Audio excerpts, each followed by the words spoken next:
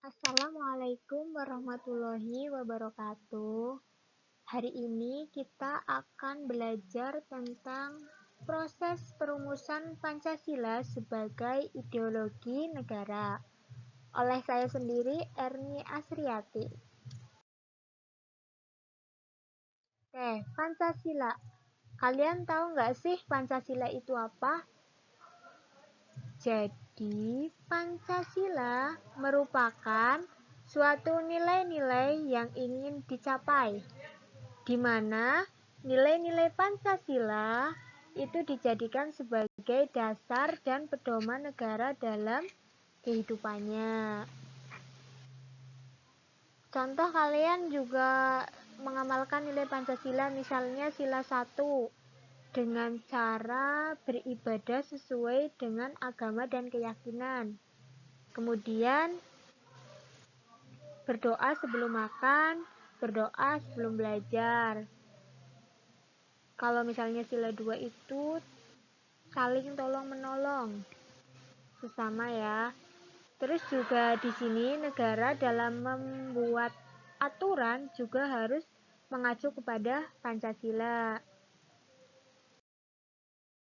Rumusan yang sah dan benar terdapat dalam alinea keempat pembukaan Undang-Undang Dasar 1945. Coba yang punya undang-undang silahkan dibuka alinea 4-nya.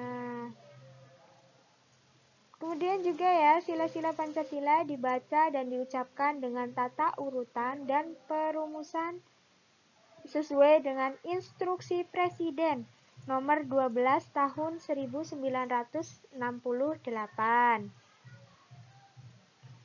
Kayak ini loh yang kalian dengarkan dan baca pas upacara hari Senin. Nah, tata urutan Pancasila yang dibaca itu sesuai dengan instruksi Presiden nomor 12 tahun 1968.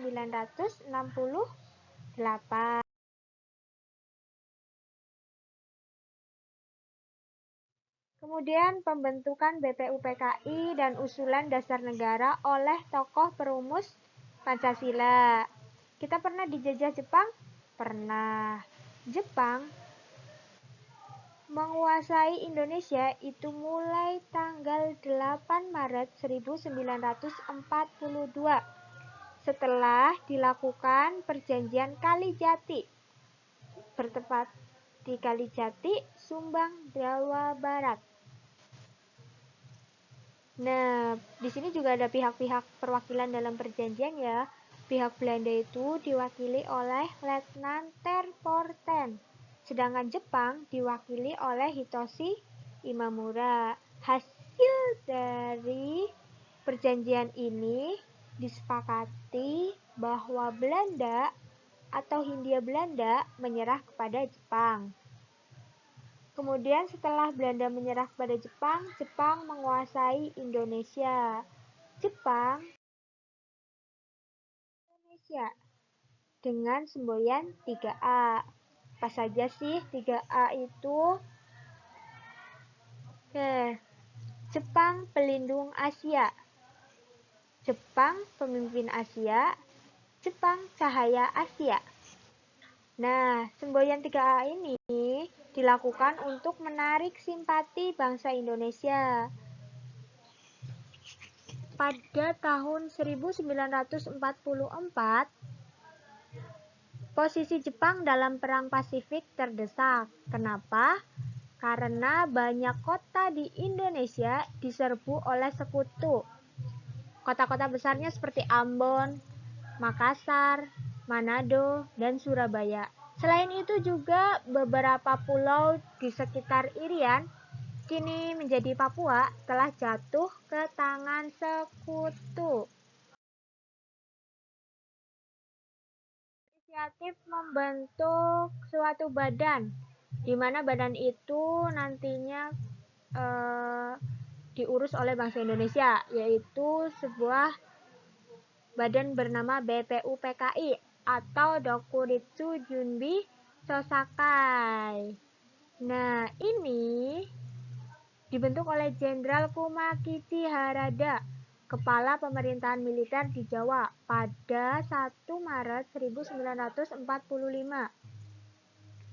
Tujuannya apa? Tujuan BPUPKI itu untuk menyelidiki dan mempelajari segala sesuatu terkait pembentukan negara Indonesia merdeka. Nah, di sini juga ada tugasnya ya.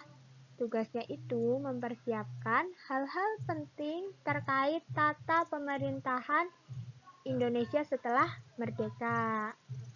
Nah, di sini juga punya kepengurusan ya. Nah, BPUPKI ini diketuai oleh Dr. Rajiman Weddiodiningrat. Dan wakilnya ada 2, satu dari Indonesia, satu dari Jepang, yaitu Ichibangase Yoshio dan RP Suroso. Anggotanya ada 67. Upacara peresmian BPUPKI berlangsung pada 28 Mei 1945 di Gedung Chow Sang-in, Pejamban, Jakarta. Nah, sidang BPUPKI. BPUPKI pernah melakukan sidang selama 2 kali ya. Sidang pertama 29 Mei sampai 1 Juni 1945 membahas tentang dasar negara. Kemudian sidang kedua pada tanggal 10 sampai 17 Juli 1945 membahas tentang rancangan undang-undang. Kita bahas dulu sidang pertama ya. Sidang pertama ini ada 3 tokoh yang mengusulkan rumusan Pancasila. Pertama itu ada Muhammad Yamin pada tanggal 29 Mei 1945 dengan usulannya peri kebangsaan, peri kemanusiaan, peri ketuhanan, peri kerakyatan, kesejahteraan rakyat. Kemudian yang kedua ada Mr. Supomo 31 Mei 1945 dengan usulannya persatuan, kekeluargaan, keseimbangan lahir dan batin, musyawarah, dan keadilan rakyat.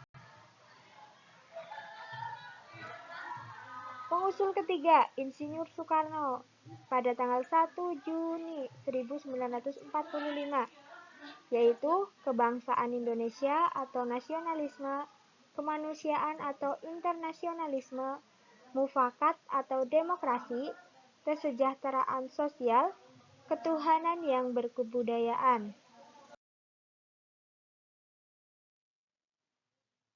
Sampai berakhirnya sidang pertama, ini belum diperoleh kesepakatan tentang rumusan dasar negara. Maka dibentuklah panitia kecil yang berjumlah 8 orang. Tugasnya untuk apa? Untuk menyusun dan mengelompokkan usulan dasar negara yang masuk. Oke, panitia kecil ya. Anggotanya siapa aja sih?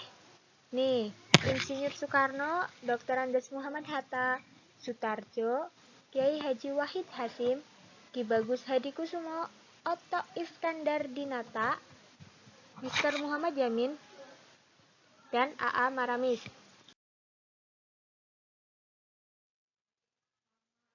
Nah, pada 22 Juni 1945, panitia kecil ini mengadakan pertemuan dengan 38 anggota BPUPKI. Hasilnya apa?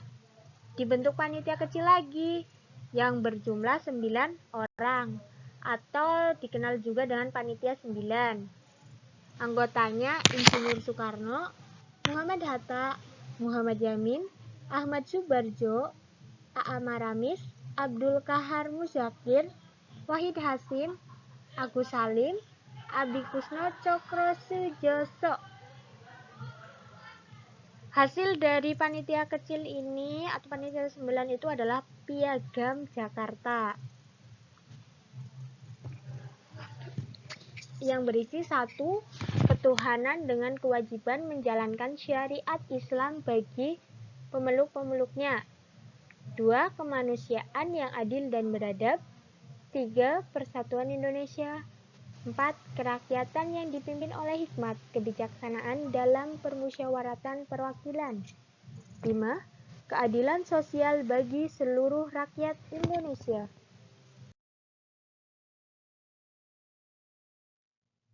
Kemudian lanjut ke sidang kedua. Pada tanggal 10 sampai 17 Juli 1945. Membahas tentang rancangan undang-undang. Dibentuk panitia perancang undang-undang, diketuai oleh Insinyur Soekarno. Panitia pembela tanah air, diketuai oleh Adikusno Cokro Sujoso. Yang ketiga, panitia ekonomi dan keuangan, diketuai oleh Muhammad Hatta.